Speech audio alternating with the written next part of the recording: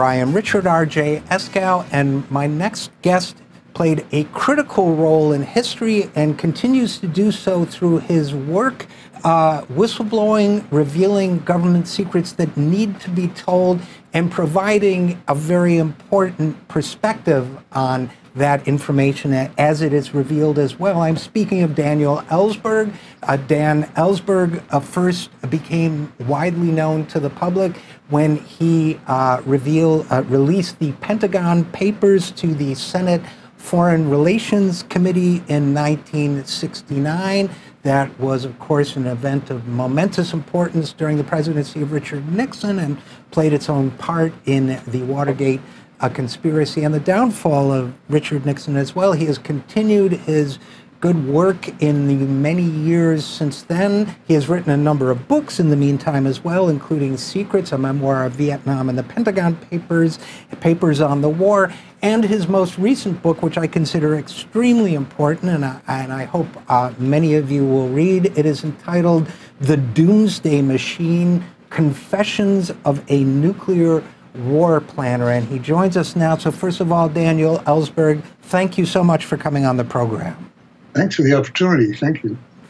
Well, and thanks for writing this book, because I think that a lot of people who know you through the Pentagon Papers may not realize the extent to which I think it's fair to say your initial career and the culture you were deeply steeped in prior to that included a lot of work on the Doomsday Machine in the broadest sense, nuclear war planning at the Rand Corporation and elsewhere, and how deeply, it seemed to me reading this book, how deeply a part of your identity that experience in the nuclear war complex, or however you want to put it, was, how much that shaped you. Is that a fair statement? Yes, it is. You know, even this book says virtually nothing about the last 40 years of my work, which has been almost entirely anti-nuclear activism and organization of various kinds.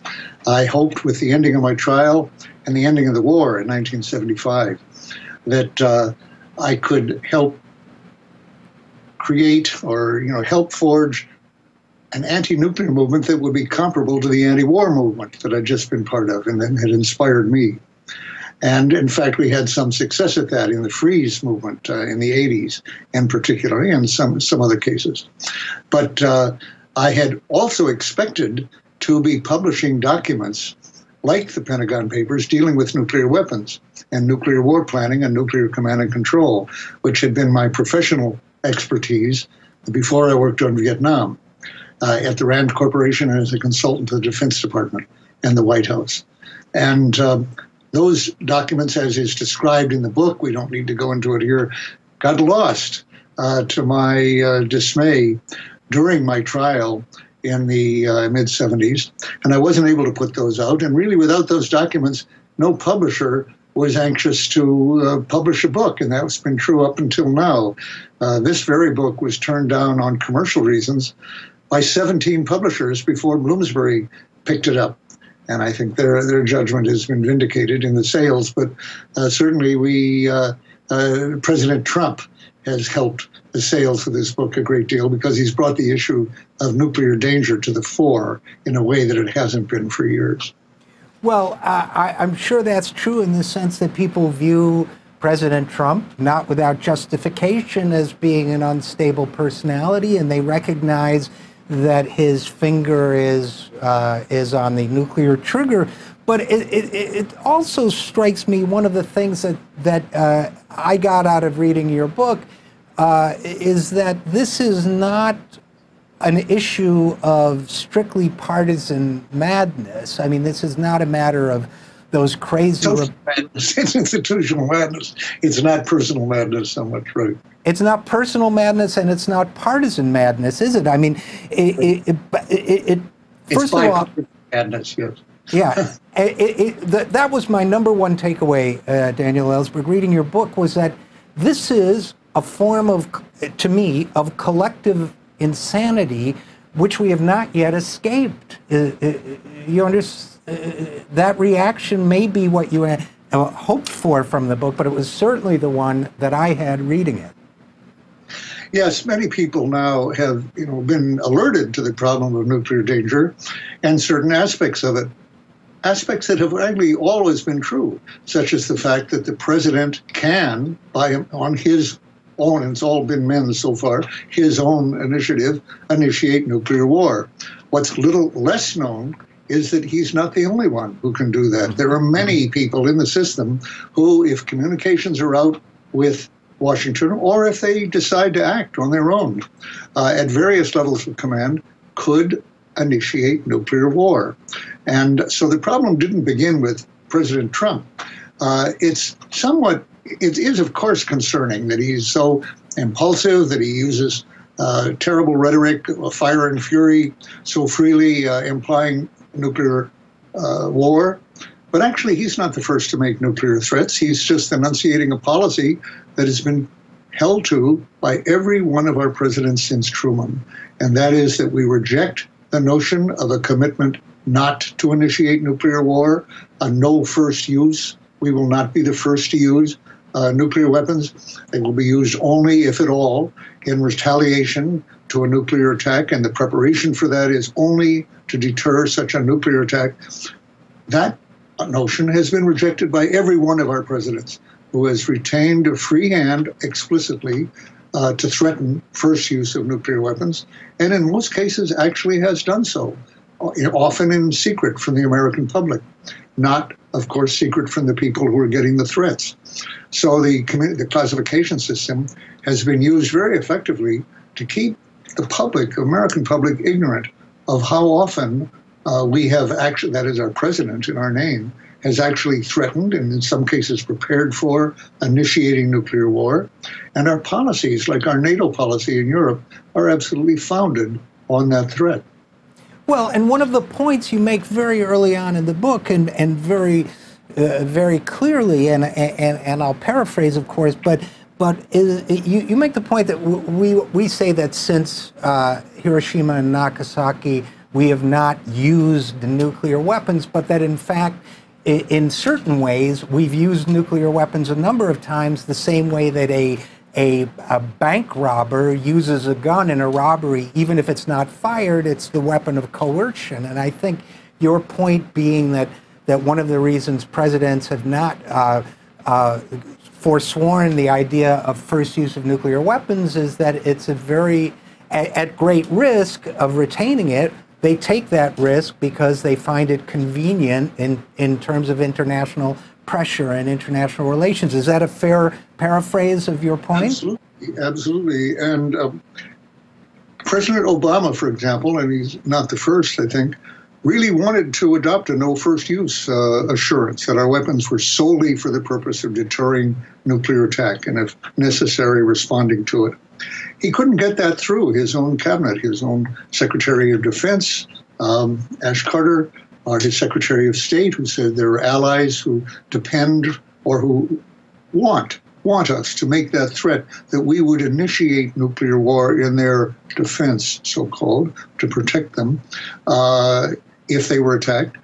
They don't want us to say that we would not do it. And it's understandable why they would want that extra bit of deterrence, that if they were attacked, the U.S., their ally, might actually initiate nuclear war, might use nuclear weapons against the attacker. There's no ally, including Japan and others, who actually who require for their defense that kind of assurance.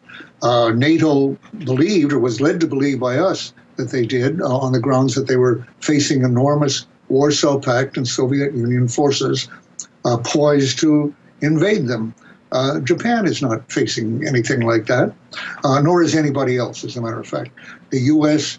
is overwhelmingly the predominant non-nuclear military power in the world. The world has never seen anything like it, and that we spend much more and we're more prepared than a large number. And sometimes it's been all of the other countries in the world. Sometimes it's only the next 10 other countries in the world in terms of their spending. But we're so enormous that our allies don't rely on our nuclear threats to protect them at all, and yet we maintain this.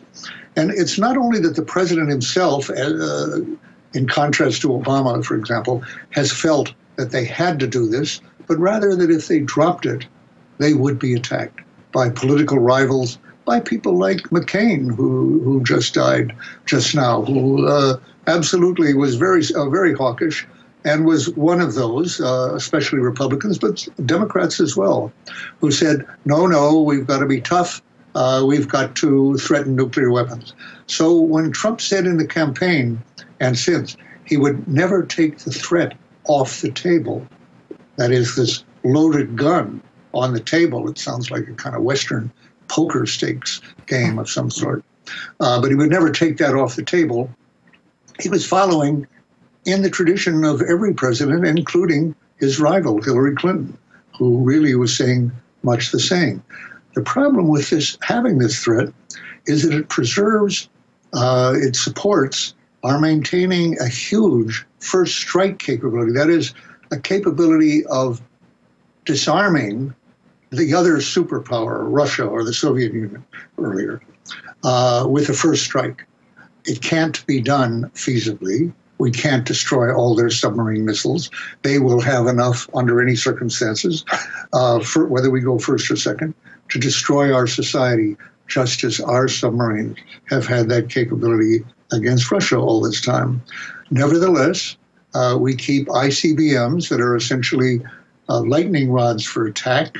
If the Russians get a false alarm, as they have a number of times, that an American attack is on the way, their targets are our ICBMs in particular, because they're fixed, they're vulnerable, they know where they are, unlike our submarines, which they can't get. So they're likely to do what we would do with a false alarm that went long enough, and that's launch a preemptive first strike to try to disarm the other.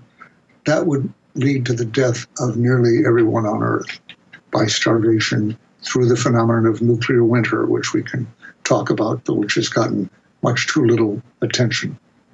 And I do want to get to that, but I want to take us there in a step-by-step fashion, just to make sure that people are tracking with us. And again, we're talking with Daniel Ellsberg, whose new book is The Doomsday Machine. So I understand that we are using this nuclear first strike capability as a superfluous or maybe excessive tool for bending people to our will. It's not needed for the defense of our allies or anyone else. We wildly overspend compared to all other countries. But I also think the flip side of that is that I'm not sure that enough people understand what I took away from your book and other reading I've done on this subject as the inherent instability and riskiness of the enormous nuclear machinery that we have. You pointed out about the fact that the president is not the only one who could launch a nuclear attack. In fact, in your book, you mentioned that Eisenhower delegated that capability to field commanders in the 1950s, and I believe Khrushchev did around that period of time, certainly long ago, if I recall correctly from your book. So you have that as a risk of whether it's a rogue or a actor out in the field, or if it's somebody who, for their own reasons, wants to trigger war, becomes irrational. But you also have a certain riskiness in the detection machinery and as well. So I think what people are not understanding is that for marginal, if any, gain, we are keeping a system that my takeaway is highly risky of triggering catastrophe. Is that accurate? You've read the book very well, Richard. Yes, that is the case. We have, I think, no president and no head of the Soviet Union or Russia has wanted a nuclear war, either a small one or a large one. But the U.S. and now the Russians as well have wanted to threaten such a war for various political advantages and to prepare for it, to make those threats credible, and to take the risk that the mutual capabilities on both sides will actually be triggered, and that these threats may be carried out, even if they're in their own minds, they're determined they would never do it. But circumstances can arise, as happened in the Cuban Missile Crisis in '62, but again in Russia in 1983, facing Ronald Reagan's threats. By the way, a time when the Russian leader, then a former KGB head, just as Putin was a former KGB middle-level officer, but Andropov, the former KGB, came to believe that Reagan, A, was crazy, was unbalanced from his rhetoric, and B, that he really was preparing a first strike, which he wasn't. He was buying all the equipment for a first strike, all the weapons that would be good for hitting Soviet ICBMs and for acting very fast. He was acting like someone who was preparing a first strike, and he was making threats. But I have no doubt that he did not have that in mind. Nevertheless, the fear was there, and Andropov didn't have to be paranoid, really, clinically, to believe that. He did believe it, and what happened then, now to get back to your point entirely, is the most dangerous possible thing. And that is during a crisis when one or the other anticipates that they may be subject to an attack, a crisis, defines a crisis practically, that war may be imminent, a false alarm occurs. Both sides have elaborate, very expensive warning systems of satellites picking up every kind of thing, both communications, but in particular infrared signature of missiles coming off or other very hot events, and ground-based radars, intelligence agents all over the world who are trying to pick up indications that the other side may be preparing. And they can generate false positives. In other words, the notion that an attack is on the way. That has happened very frequently at a level where it's rather quickly disputed. No, it's a flock of geese. Literally, that has happened more than once. Or some other event. Or it's a weather missile, something like that is going up. But a number of times it's gotten much further than that when it couldn't be disputed quickly and has gotten up the line that they're on the way. That's combined with a totally delusional idea, plausible, that if we go first, we may do very badly, but not as bad as going second, that preempting is essential. That hasn't been true for over half a century. The submarine forces on each side, even though we have more anti-submarine war and they have virtually none, but neither side can eliminate the ability of the other to destroy it with weapons that can't be targeted and destroyed by our own weapons. So there's been a kind of stalemate of ability on both sides, whether you go first or second, but that has not been affected in the weapons we buy or the preparations we make, which are all based on the idea, the delusional idea, that going first is, after all, better than going second, better than being attacked, even in the nuclear era. And of course, in the past, that was generally true. In the nuclear era, it hasn't been true for more than half a century. But an essential aspect of keeping this delusional belief going is it's very profitable to build those weapons. It's just as profitable if it's a delusion as if it isn't a delusion. It's widely understood, for example, that the anti-ballistic missile system, Reagan's Star Wars idea, is delusional. It cannot limit damage to the side that has that. It can destroy some warheads in space, but not enough to keep them from destroying your society. That's pretty well understood. What isn't, even so, we spend close to $1 trillion up till now, I think, on such delusional things because it's profitable. We're not buying it from the French or the Japanese. We're using government money borrowed or from China or elsewhere or from taxpayers to pay Boeing and Lockheed and others to build these systems. Well, the same is true of our intercontinental ballistic missiles, our subs, our attack missiles on submarines that are designed to hit hard targets in the other side, that is ICBMs, our bombers.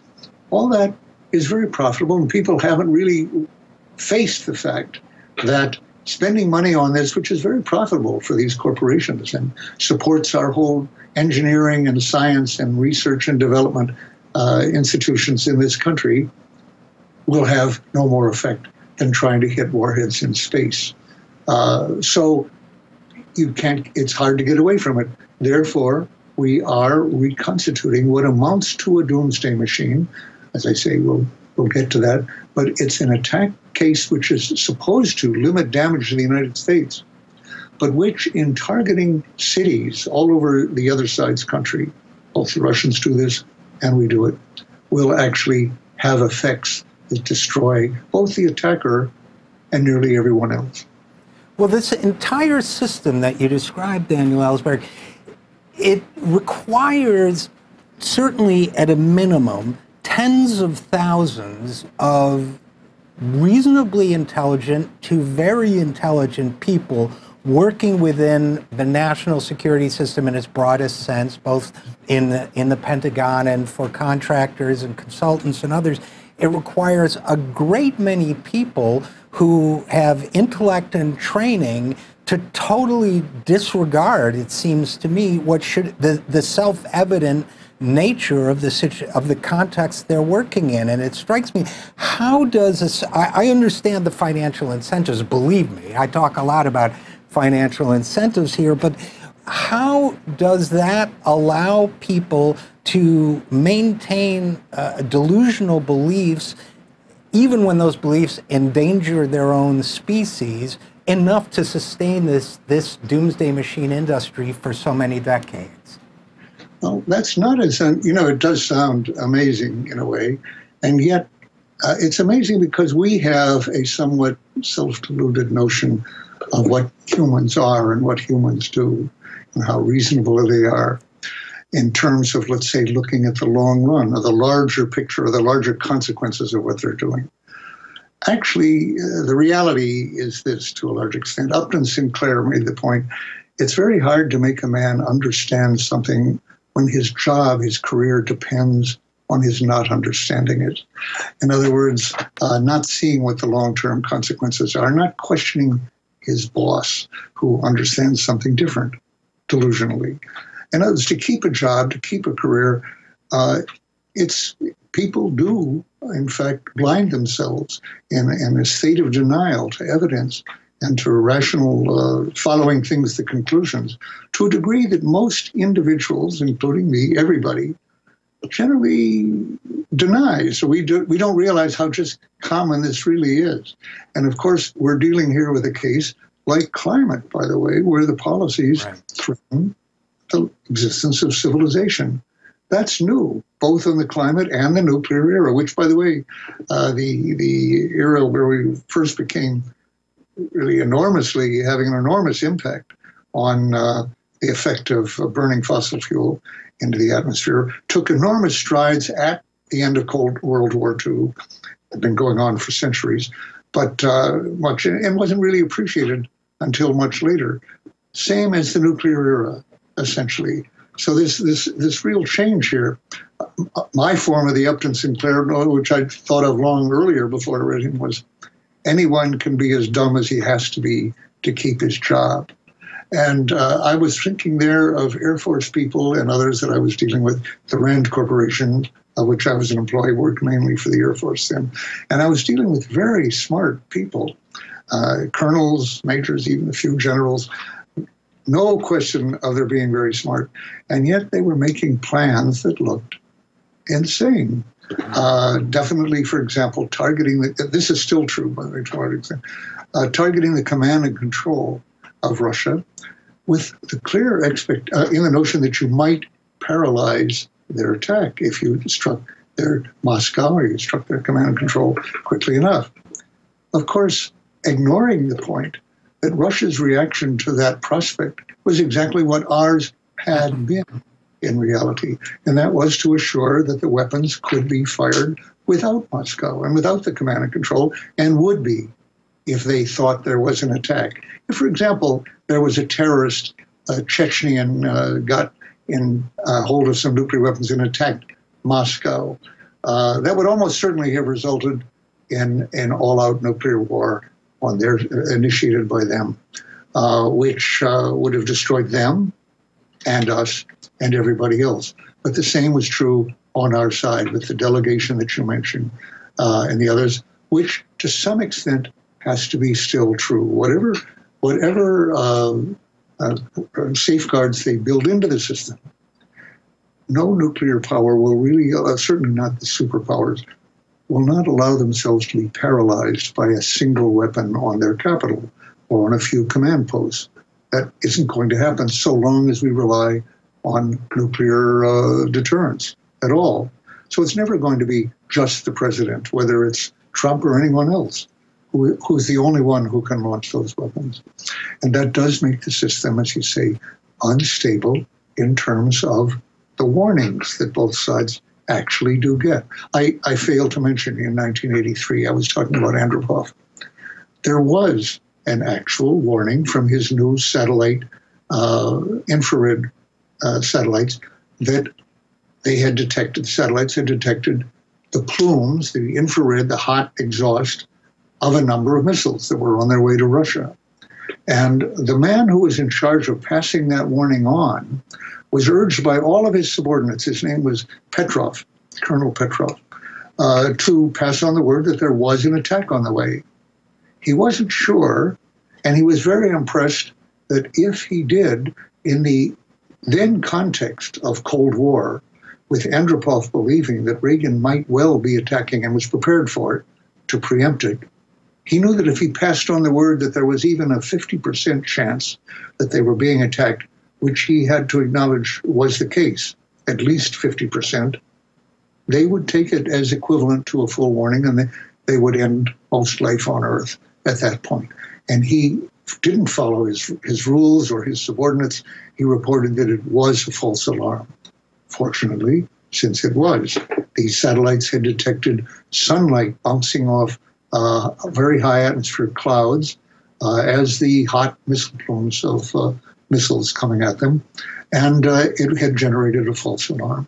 He was reprimanded for not following procedures on that, for deciding, and that's why we're still here. That's right. To say that both sides have built systems where our existence depends on a handful of individuals like Petrov, or in the missile crisis, there was a submarine commodore named Arkhipov who prevented that submarine from initiating nuclear war while it was under what they thought was depth bomb attack at that point. Each of these people was the subject later of films entitled The Man Who Saved the World. And that was not hyperbole. Each of them did save the world, and that's who we depend on. It's what President Kennedy back in '61 described as a sword of Damocles, the sword hanging over, he said, not just the king's throne, but all of humanity, by a slender thread. And in President Kennedy's time, I'm sorry to I didn't realize I was interrupting Daniel Ellsberg. In President Kennedy's time, certainly the public was not aware that, as you point out, it's no exaggeration to talk about the end of the world, given the nuclear winter, what the smoke from the explosions would do. You quote the term omnicide to describe what would happen if there were a full-scale nuclear conflict. Yes, we've come to that point now, and I'm glad you have. What was not appreciated at the time of Kennedy, '61, when I was working on war plans, actually, or for another 20 years until 1983, which is 30 years ago, 35 years ago, but not until then, 40 years into the nuclear era, was it realized that an effective nuclear weapons that had been not at all considered, not calculated or weighed in any way, smoke from burning cities would be lofted into the stratosphere by the firestorms created by nuclear weapons, where it would remain, not being rained out, as had happened with the fires that we generated when we hit cities in World War II or other forest fires that didn't create firestorms, didn't get into the stratosphere, and were rained out. The smoke alone would go around the globe entirely in the stratosphere and would blot out most sunlight, which would not only create ice age conditions on the Earth, 70% of sunlight, not all of it, but twilight at noon at best, even in the summer, would create ice age conditions, would freeze lakes and rivers, but in particular would kill all the harvests worldwide. And when the world supply of food, which is about 60 days for the world, was exhausted. Take longer in some countries than others, like us, where we export food. We would stop exporting it then. But we would run out within a year, easily, and nearly everyone would starve. Probably not full extinction, because some people would live, I'm told, in Australia or in southern waters in New Zealand, eating mollusks and seafood. Perhaps as many as 1% of humanity. Now, that's 70 million people. Now, that's a lot of people. But 98 or 99% would be gone within a year. And that's the gamble we are making. It's not markedly sharper, I think, under Trump than before, but it's not lower than it ever has been. It's low, but it's a risk, which, by the way, isn't so low at certain crises. So the combination of a crisis and a false alarm makes survival of that just luck. And it's been almost miraculous that we have survived by such luck several times. Whether we can do that again in 70 years, another 70 years, it's not impossible, but it's not very likely. It's much more likely that unless we dismantle these doomsday machines, and that can be done even before and without all deterrence has been given up. In fact, there's no need to have a doomsday machine to threaten. I mean, if you're threatening a nuclear weapon first or second, especially in retaliation, it's very hard to justify having more weapons than, say, North Korea has right now, 10 to 20, maybe 60 at most. Israel, maybe 80, maybe 200. All the others have 100 or more, and the U.S. has some 1,500 on alert, about 4,000 operational. Russia, the same. That can't possibly be justified by any calculation, whatever. And you can say, oh, it's not without some benefit. For example, the benefit of staying in office rather than being accused of weakness. That's a real benefit to people. A definite benefit to Boeing and Lockheed and Grumman, Northrop Grumman, General Dynamics in building these weapons. Very profitable. Jobs, donations, campaign donations, all these things benefit from that, but not to the point of justifying any probability, however small, of ending life on Earth. And no one who knows this system can honestly say there is no chance of that. How do we, final question, I guess, how do we, people's sense of urgency seems to have dissipated somewhat with the end of the Cold War, but this machine is still as hair trigger, from my understanding, a hair trigger away from going off at any time. How do we restore this sense of urgency so that there is a movement to put an end to this once and for all? I think very many people thought that the problem went away with the end of the Cold War. And indeed, the probability of war did go down then because there was less, even a false alarm was less likely to be interpreted as an actual attack and responded to after the end of the Cold War. Although in 1995, President Yeltsin in Russia was shown his nuclear briefcase, his computer to send off his missiles because of a false alarm. This is after the end of the Cold War, that there was a missile on the way that might destroy Moscow, might decapitate him. And he waited long enough to respond that it turned, they finally came to realize it was not a true attack. And in fact, it was a weather rocket that was being sent up by the Norwegians. But that again could have ended us. We're returning to a Cold War now with Russia in the sense of no negotiation, of demonizing Putin for, in many cases, definitely illegal or wrongful actions of various kinds, but trying to imply again, as we did with Russia in the Cold War, we're facing Hitler with nuclear weapons, which means we can't negotiate, we can't agree, we can't move to our mutual benefit.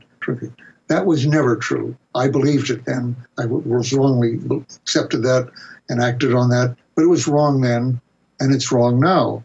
So I have many complaints, protests, opposition to President Trump.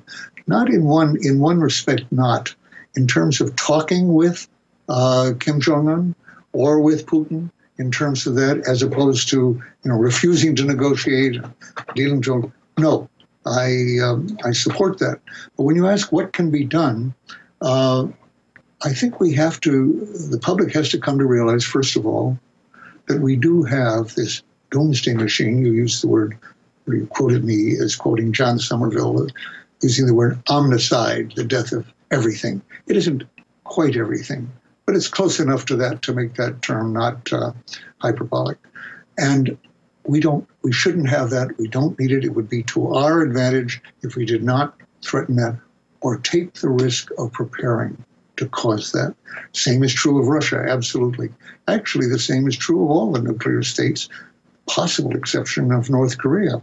And notice, even they have not bought much deterrence with their 10 or 20 weapons, given a program that they had earlier of going for more, for ICBMs and H-bombs. They have been in danger of attack, and that would, since they do have nuclear weapons, would be catastrophic. It wouldn't end life on Earth at all. It's a war we would win. They would be annihilated. We would not, but we would win it, except very probably with the loss of one or two of our coastal cities, like San Francisco, where I live, or Los Angeles, which need only a boat from North Korea with a nuclear weapon aboard. Not an ICBM is needed, but a boat that can be sent by drone control into those harbors and destroy them. So it would be more a war with North Korea, I think, would involve, certainly in South Korea and Japan, and possibly in this country, more death than the world has ever seen in a week or a month or a few months. So nothing like it. So that should be off the table, as actually Secretary of Defense Mattis has been quoted as saying, and others, there is no military solution to the problem of North Korea's tyranny or their nuclear program, and that's true. Likewise, the public, in other words, I think could favor total negotiation on this point, but also unilateral measures by the U.S. to remove the hair trigger from our doomsday machine, namely the ICBMs. There has been no military necessity for those or rationale for over half a century, since both sides acquired submarine-launched nuclear missiles. The intercontinental missiles now serve no purpose other than the profits of Lockheed and Boeing and others who make them. Many subcontractors in virtually every state in the Union. The Pentagon has been very clever in spreading that around and giving everybody a stake in it and building those weapons. And there's no real organized opposition to it. So really, we need an organized opposition to the nuclear system. And I would only add, Daniel Ellsberg, that we also need, I would like to see the liberal wing of the American political system once again embrace diplomacy as a legitimate way to avoid war and not get into hyperbolic excess about Russia or anywhere else. And I would like to see them embrace whistleblowers like you once were, and not encourage presidents, Democratic and Republican, to throw the book at them. But that will have to be a topic for another day, unfortunately. So I encourage everyone to read the book, which I have here, The Doomsday Machine, Confessions of a Nuclear War Planner, Daniel Ellsberg, author. Thank you for writing this book, and thank you so much for coming on the program.